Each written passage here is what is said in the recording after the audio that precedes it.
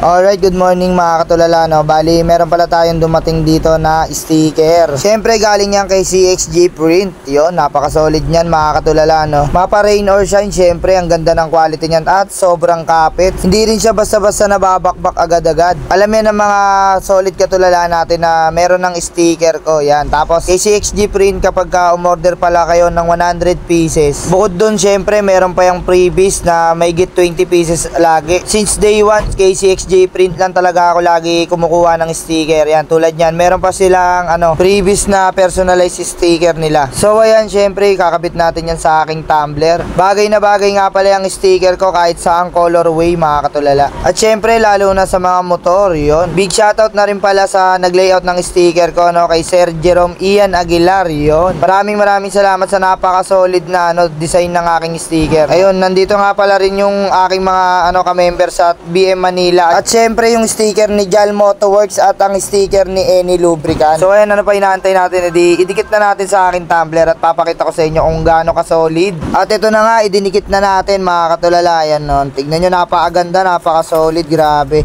Napaka-good ng quality niya, tsaka napakatingkad ng pagka-glossy niya. Tapos ayan, syempre didikit na rin natin yung sticker ni CXG Print, yun.